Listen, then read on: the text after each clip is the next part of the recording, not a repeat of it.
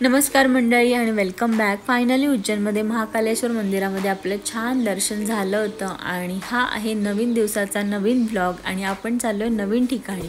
सकाळी प्रवास सुरू झाला होता। आपला प्रवास ॲक्च्युली 8:30 वाजता सुरू होणार होता, पण उज्जैनमध्ये एमपीचे मुख्यमंत्री दर्शन करण्यासाठी येणार होते, त्याच्यामुळे बसचा जो बोर्डिंग पॉईंट आहे तो ऐनवेळी चेंज झाला। सो तिथे आपला 1 तास निघून गेला। त्यानंतर खूप ट्रॅफिक लागली, जवळजवळ 1-1.5 तास, त्याच्यामध्ये पण आपला टाईम निघून गेला। सो आम्हाला आता अंदाज होताच की आपण आता लेट पोचणार आहोत, म्हणजे ज्या ठिकाणी पोचायला 4 ते 5 तास लागतात उज्जैनमधून, तिथे आपल्याला आता 6 ते 7 तास किंवा जास्तसुद्धा वेळ लागणार होता। थोडा 12 ते 13 किलोमीटर डिस्टन्स आता फक्त बाकी आहे आणि मग आपण तिथे पोचणार आहोत। मोस्टली जे उज्जैनमध्ये दर्शन करण्यासाठी येतात ते ह्या ठिकाणी काही जणांना अंदाज आला असेल की आता आपण कुठे चाललेलो आहोत आणि अशी सुंदर नदी बघून जरासं रिलॅक्स झालो आम्ही, कारण इतका वेळ ट्रॅफिकमध्ये गेला आणि बसमध्ये जरी AC असली तरी बसचा प्रवास थोडा डिफिकल्टच असतो किंवा कोणताही प्रवासामध्ये माणूस थकूनच जातो। त्याच्यामुळे आम्ही खूप थकलो होतो आणि आमच्याकडे बॅगसुद्धा होत्या आणि आमच्यासाठी एक मोठा टास्क होता की आमचं हॉटेलचं जे बुकिंग आहे ते झालं नव्हतं। तिथले सगळे हॉटेल्सचे बुकिंग्स झालेले आहेत असंच ऑलरेडी दाखवत होतं। सो तो खूप मोठा टास्क होता आमच्यासाठी की तिथे जाऊन हॉटेल शोधणं, कारण क्लीन पण पाहिजे, व्यवस्थित पाहिजे। जेव्हा आपण ऑनलाईन बुकिंग करतो तेव्हा रिव्ह्यूज चेक करतो, सो तो खूपच मोठा टास्क आपल्यासाठी होता।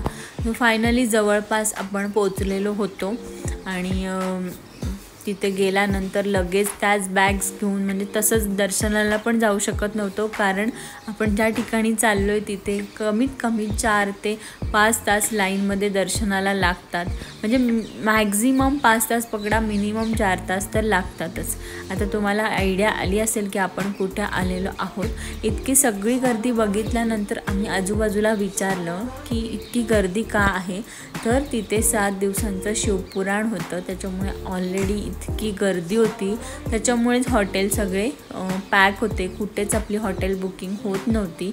नॉर्मल बसमध्ये तुम्ही बघू शकता किती डिफिकल्टीज होत्या, म्हणजे जर तुमची बुकिंग नसेल तर तिकडे जाणं, म्हणजे बसची जर बुकिंग नसेल तर खूपच डिफिकल्ट आहे तिकडे ट्रॅव्हलिंग करणं, कारण आपल्याला वाटतं की प्रवासाचा जो टायमिंग आहे तो 4 तास किंवा 5 तास सांगितलेला असतो, पण मध्ये काही होऊ शकतं आणि तेच आमच्यासोबत झालं होतं की ट्रॅफिक पण लागली होती आणि सकाळी बोर्डिंग पॉईंट पण चेंज झाला होता।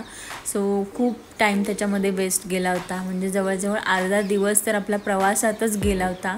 म्हणजे असं वाटायला लागलं की रात्रीच निघायला पाहिजे होतं, पण पूर्ण आदल्या दिवशी पण पूर्ण दिवसभर आपलं म्हणजे प्रवास चालूच होता किंवा आपण म्हणजे आराम करायला वेळच नव्हता मिळाला, त्याच्यामुळे रात्री थोडा आराम करणं गरजेचंच होतं। सो इकडे आल्यानंतर इतकी गर्दी बघून तर आम्हाला टेन्शन आलं होतं की आपल्याला हॉटेल मिळेल की नाही, कारण आमच्याकडे खूप सारं सामान होतं, म्हणजे प्रत्येकाची एक बॅग पकडा आणि खाण्याची एक बॅग, असं एवढं सामान तर बेसिक सगळ्यांकडेच होतं आमच्याकडे, त्याच्यामुळे हॉटेल आम्हाला मिळणं म्हणजे गरजेचंच होतं। आम्ही बस स्टॉपवरती पोचलो आणि तिथून मग शेअरिंग रिक्षा केली।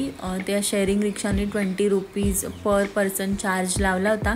तसंही मी एक व्हिडिओ करणार आहे, त्याच्यामध्ये तुम्हाला सगळा खर्च आणि डिटेल गोष्टी सांगणार आहे, जेणेकरून तुम्हाला तिथे जायचं असेल तर थोडं इझी पडेल।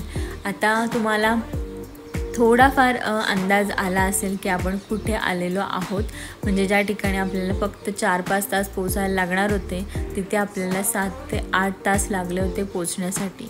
म्हणजे विचार करा, म्हणजे आपल्या जवळजवळ अर्धा दिवस त्याच्यातच वाया गेलेला आहे, पण ठीक आहे, काही म्हणजे पर्याय नाही आपल्याकडे किंवा आपण काही करूसुद्धा शकत नव्हतो। सो फायनली आपण पोचलेलो आहोत ओंकारेश्वरला आणि ओंकारेश्वर हे एक 12 ज्योतिर्लिंगपैकी एक ज्योतिर्लिंग आहे। ऑलरेडी एक ज्योतिर्लिंग आपण दर्शन करून आलेलो आहोत आणि इथे हे जवळच होतं, जवळ म्हणजे 4-5 तासांचं डिस्टन्स होतं, त्याच्यामुळे आम्ही विचार केला की तिथे सुद्धा दर्शन करून घेऊया।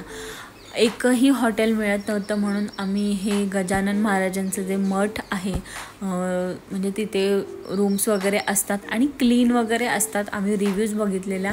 सो तिथे बघायला गेलो की ॲटलिस्ट तिथे तरी मिळेल का. पण अनफॉर्च्युनेटली तिथेसुद्धा खूप जास्त बुकिंग झाली होती, म्हणजे रूम्सच अवेलेबल नव्हत्या.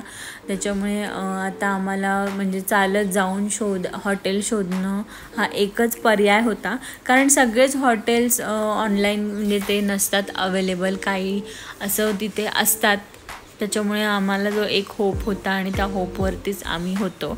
आणि कसं होतं, आमच्यासोबत पॅरेंट्स होते, त्याच्यामुळे त्यांचा आराम करणं किंवा फ्रेश होणं, वॉशरूम या सगळ्या गोष्टींची आपल्याला काळजी असतेच.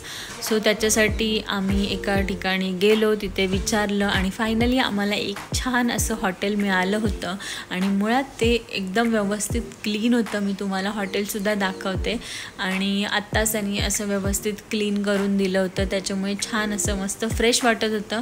आणि कुठेही देवस्थानी गेलो की थोडासा म्हणजे आराम करून आपण दर्शनाला जातो, तेव्हा आपलं दर्शनसुद्धा छान होतं. सो मस्तपैकी 2 बेडचं आम्हाला छान AC वाला रूम मिळालं होतं आणि रूमसुद्धा सुंदर होतं, तुम्ही बघू शकता. सो फायनली आम्हाला थोडं रिलॅक्स फील झालं. तिथे गेल्यानंतर आम्ही थोडा वेळ आराम केला, म्हणजे 1-1.5 तास थोडा आराम केला. तुम्ही बघू शकता गाड्या किती लागलेल्या आहेत. खूप प्रमाणात ऊन होतं, त्याच्यामुळे आल्या आल्या मी थोडासा आराम केला, म्हणजे 1-1.5 तास. आणि आपल्या जवळजवळ 4 वाजेपर्यंतचा वेळ सगळा गेला होता प्रवास आणि याच्यातच. सो तरी पण थोड्या वेळानंतर आपण बाहेर निघालो आणि पुढे काय काय केलं हे तुम्हाला कळेलच नेक्स्ट ब्लॉगमध्ये. आणि दर्शन करण्यासाठी आपल्याला कसं टायमिंग मिळतो आहे किंवा कसं आपलं दर्शन होते हे बघण्यासाठी बिलकुल विसरू नका. आणि तुम्हाला सगळ्यांना माहिती आहे, ओंकारेश्वरला नर्मदा नदी आहे आणि तिथेसुद्धा आम्ही खूप छान टाईम स्पेंड केला, एन्जॉय केला. सो नेक्स्ट ब्लॉग बघायला बिलकुल विसरू नका. आपण तिथे काय काय एन्जॉय करतो आहे आणि किती दिवस आपण इथे राहतो आहे हे तुम्हाला नेक्स्ट ब्लॉगमध्ये कळेलच. सो हा ब्लॉग आवडला असेल तर व्हिडिओ नक्की लाईक करा.